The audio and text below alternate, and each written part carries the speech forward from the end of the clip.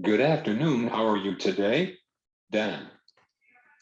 Hi, Caesar. I'm doing pretty good here today. Always good on a Friday afternoon. That's when we finish the paper. So we just are wrapping that up. So good to have another issue put to bed.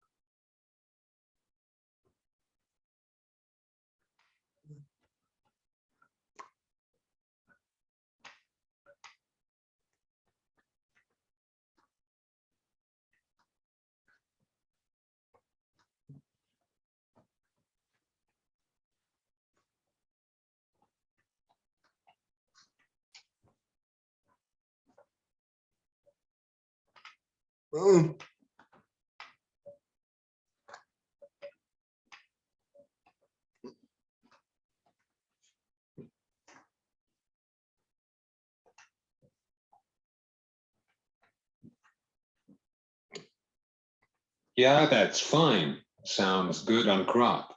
Watch 2. 0. Yeah, Crop Watchers 2.0, Caesar. That's something we added here in recent years at Farm Bureau. So that's our online version of our very popular Crop Watchers, which has been in the print version of Farm Week now for, oh gosh, a number of years, but before I was here. So yes, hopefully maybe you can get involved in our online edition somehow. That would be a good addition. Yeah, sounds good. Yes, definitely.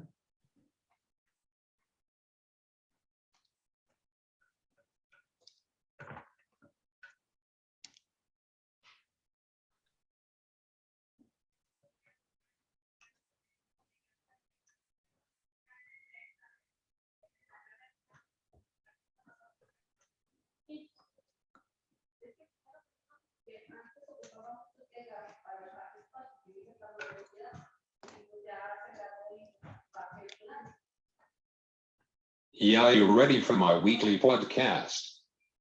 Yes.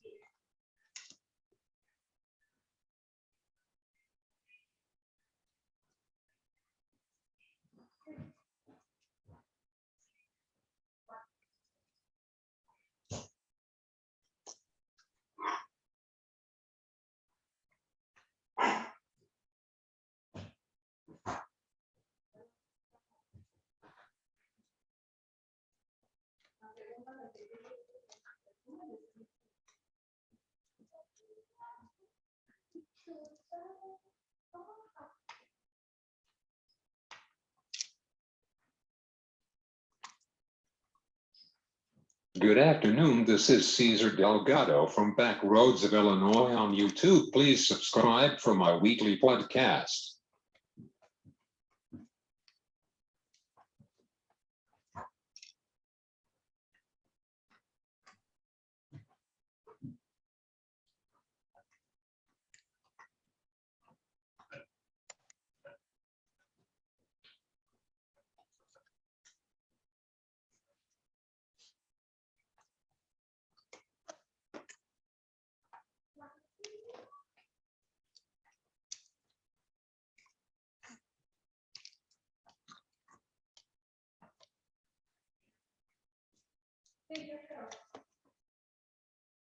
I'm here with Dan Grant. How are you today?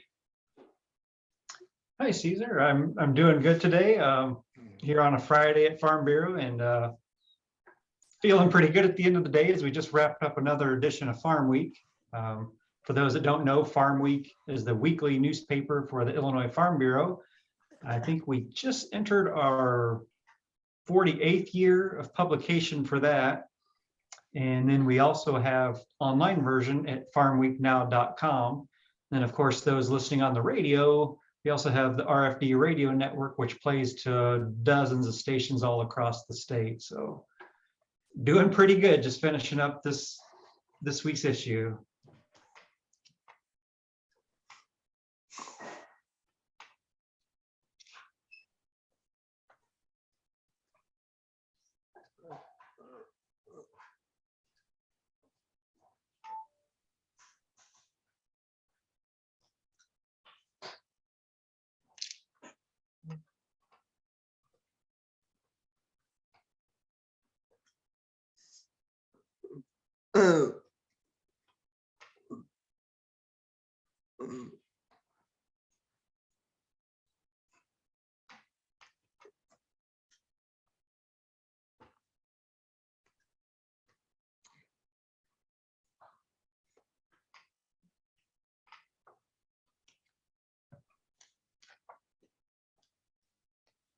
Hey, do you want to be a journalist for the Farm Bureau? Yeah, that definitely worked out well for me in that regard. Grew up on a farm in Western Illinois, and actually journalism wasn't really where I was heading at first, but took a job in 1991 as a sports writer in Galesburg, Illinois, and found out I had a knack for the print news business, and that just evolved. And then in the mid-90s, I switched over to agriculture with the Illinois Agri-News, and then joined Farm Bureau, which once I was in agriculture, then yes, coming to Farm Bureau became a hope or a goal, and joined Farm Bureau in 2005. So yeah, I just recently reached my 30th year in the journalism business this past August, and 17 of those here for Farm Bureau.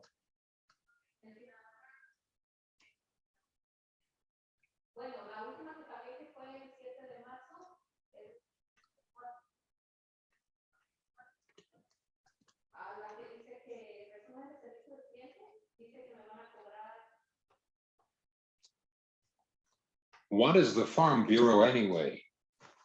Well, that's a good question. Some people may wonder. Sometimes when people hear the word bureau, they think I'm with the government or something, and that's not the case. It's a farm organization founded in the early 1900s in Chicago.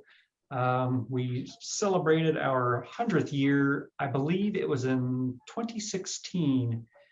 But we just represent farmers around the state. It's a membership organization, and one of our main things is representing them and giving them a voice in both Springfield and Washington, D.C., but also informing them of what's going on in the ag community. And that's where my role comes into play, helping put out print paper, online news, and also I occasionally contribute to the RFD radio network.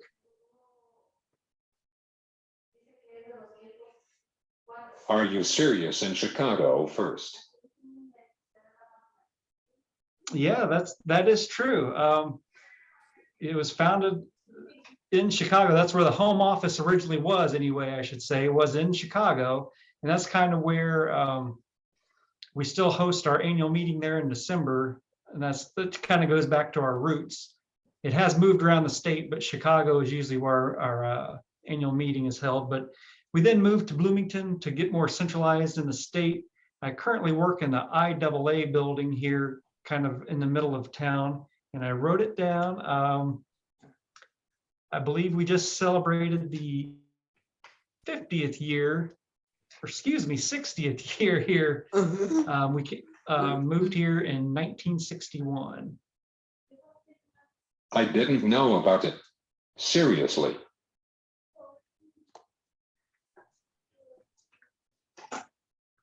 And some people still don't, but it's always good to connect and meet with people and kind of talk about what we do and how we try to give farmers a voice and help connect consumers with farmers so they can discuss food and tell them what they want.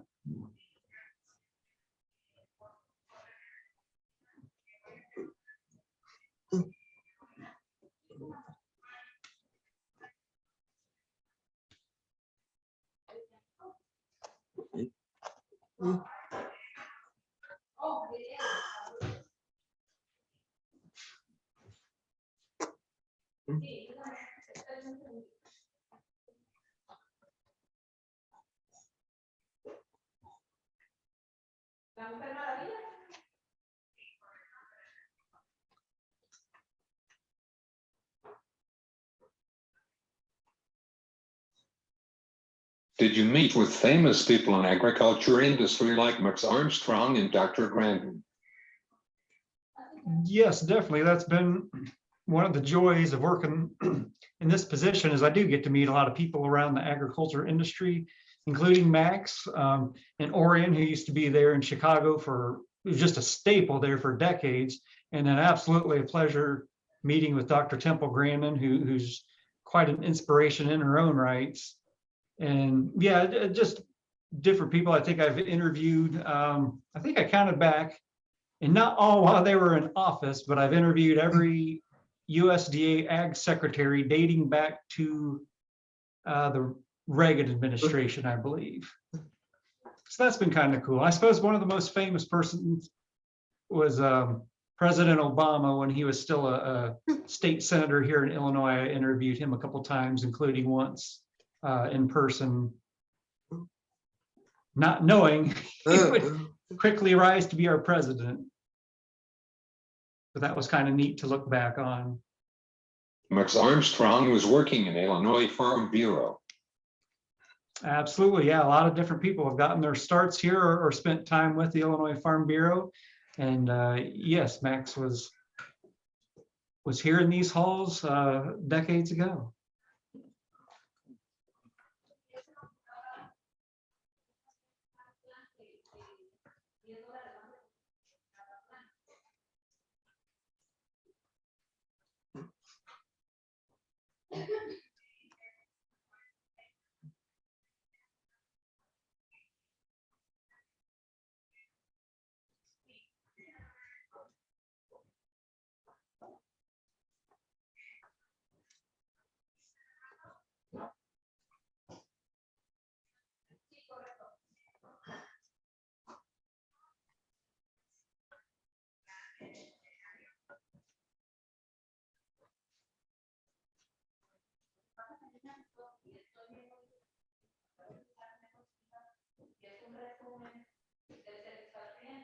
Tell me what is going on in Illinois right now.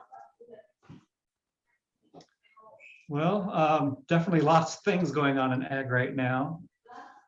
One of my favorite times of year and my favorite activities would be spring planting. Will be starting up here soon for corn and soybeans.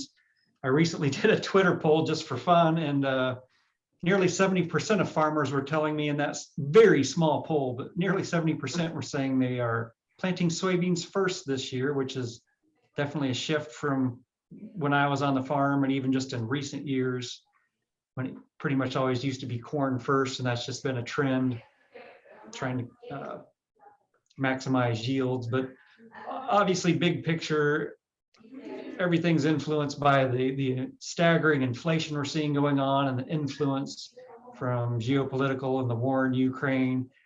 It's just, yeah, all the markets are topsy-turvy, and it's been a wild time recently covering the commodity markets. It's been exciting, but it's been a little scary, and fortunately, I don't think the ride's over yet. It's definitely been a roller coaster ride. And we're also dealing with some of the ready to highest start input planting costs season we've with ever seen as soybeans. part of that. So, I'm ready to start well, planting Caesar, season. you've chosen the way. That's most farmers would agree with you. I think they're leaning towards soybeans to kick things off as well.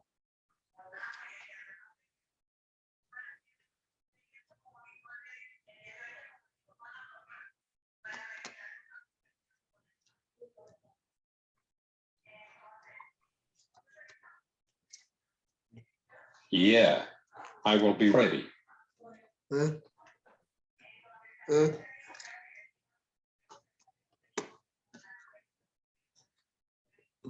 That's good. I think a lot of the farmers are ready too. Boy, after a long winter, always ready to get after it.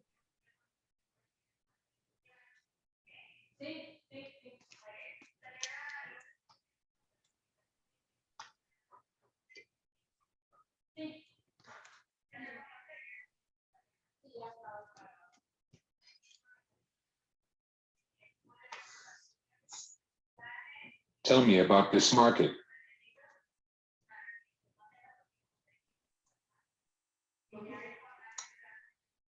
Well, I'm guessing you mean the overall commodity markets, and yeah, we have such tight supplies. I mean, who could have predicted we would have back-to-back major drought events in South America? I mean, yes, they're going to have a big crop, but boy, there's a lot not on the market that was expected there. In fact, I was reading where Paraguay, normally a net soybean exporter, might actually be importing beans this year. Then when you add the situation with Ukraine and everything going on there, yeah, there's a great tightness in the markets, and along with inflation and everything else going on, that is pushing prices to some levels. You know, they call it beans in the teens, and boy, they've sure been up there. And wheat has fallen back recently, but not all that long ago reached a record high, and corn above $7. So these are definitely some big prices and big differences compared to not all that long ago, during the initial phases of the pandemic, when we were looking at about $10 corn or excuse me, $10 beans and maybe $4 corn.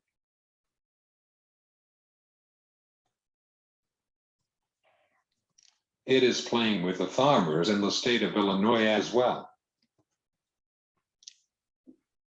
Okay. Always enjoy involving the farmers in the state of Illinois. That's good.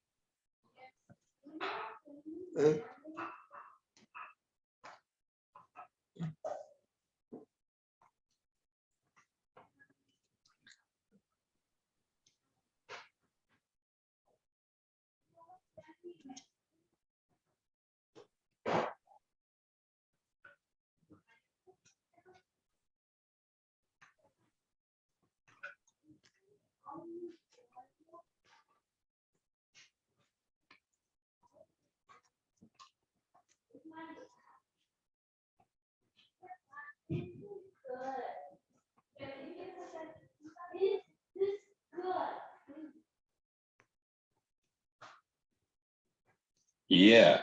Do you like the Cubs or Cards? Oh boy, that's a loaded question, kind of like the Hatfields and McCoys. I believe you're a Cub fan, Caesar, but I'm actually a Cardinals fan. And some people would say, you've lived your whole life in Illinois, how can you be a Cardinal fan? I grew up where our farm's at in Western Illinois, just 2.5 hours north and a tick west of St. Louis. So we would pick up KMOX broadcasts, and I was a big fan of Jack Buck. Was one of my all-time favorite announcers. And then that's also where we'd go. We didn't have a lot of time to get away on the farm for long vacations because we had livestock back then, as many or most farmers did. So we would just take a weekend trip down to St. Louis and catch some ball games or whatever.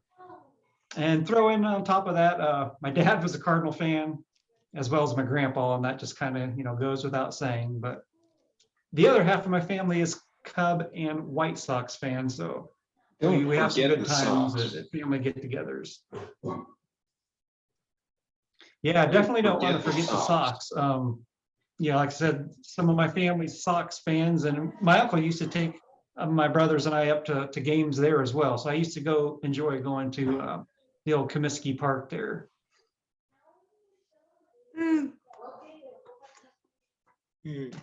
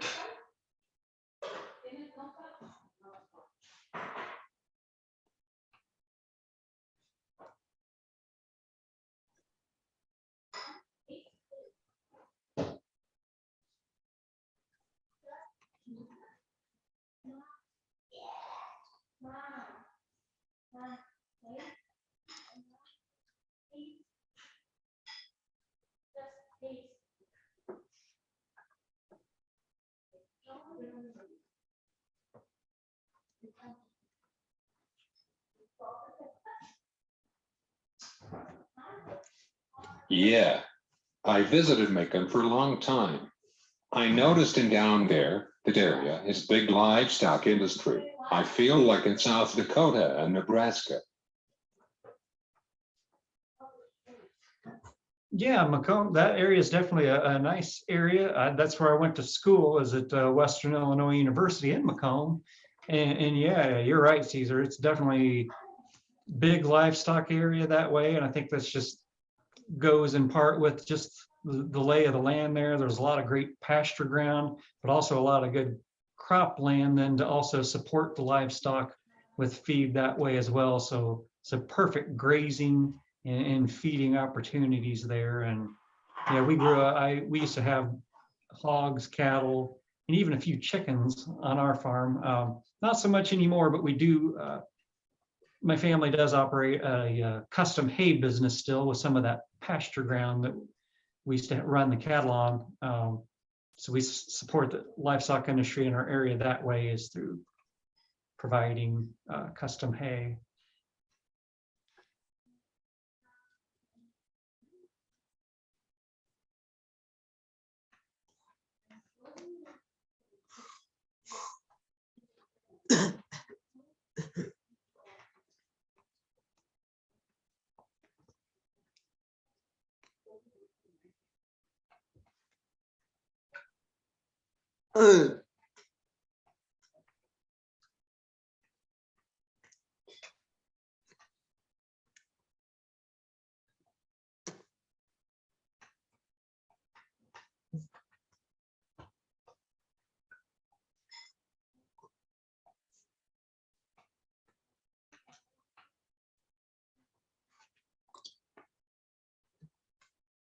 Illinois is very good ag state expected in Chicago. Yeah, definitely. I mean, I suppose to toot our own horn, and everybody likes rankings or whatever, especially this time of year during March Madness. So yeah, Illinois, we typically rank usually second in corn production, typically behind Iowa. First in soybean production, we've held that title for several years in a row here. I believe fourth in hog production. And then we're also kind of middle of the pack for cattle production. And our dairy industry is just kind of hanging in there. But we still have some strong areas for that in both the southern and northern portions of the state, particularly. And then also some other crops that people wouldn't think of, like Morton being the pumpkin capital of the US. Popcorn, I believe we also grow the most horseradish as well, just to name a few, along with many other specialty products.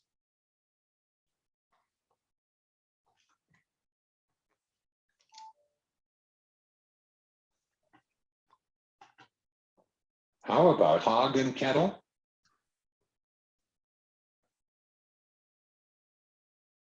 Yeah, hogs and cattle are very important. They're our top customer for the crops we grow, so everything just kind of goes hand in hand. You can feed the hogs the corn and then use the manure from that to fertilize back on the ground. So it's just a perfect combination. And it's been very important to this state for a number of years and will continue to be.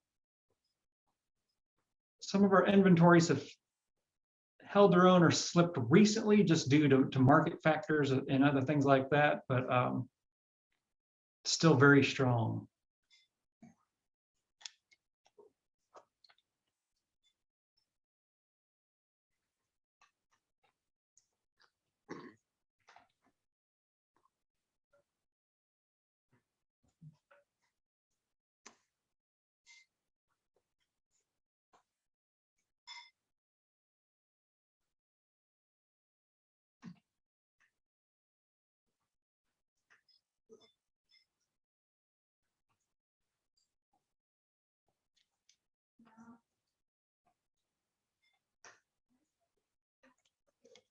All right, sounds good. Dan, thanks for your visit. Thank you, Caesar. Pleasure being on your Backroads program. And yeah, I grew up on the backroads of Illinois, so that was just a nice fit.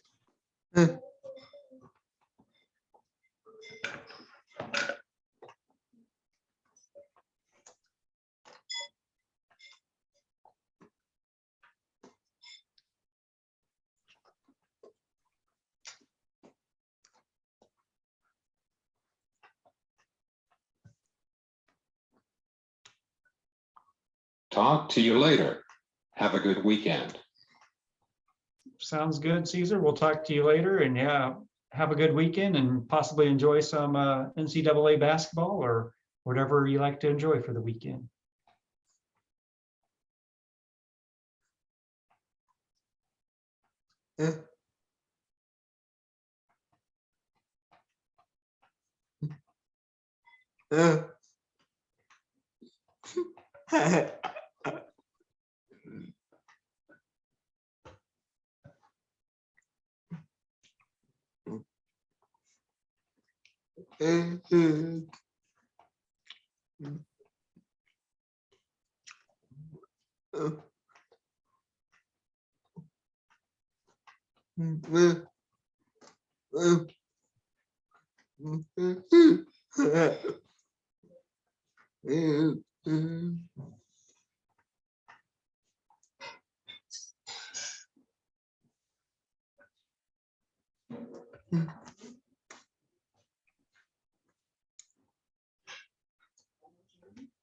Go Illinois, but I know that they are out.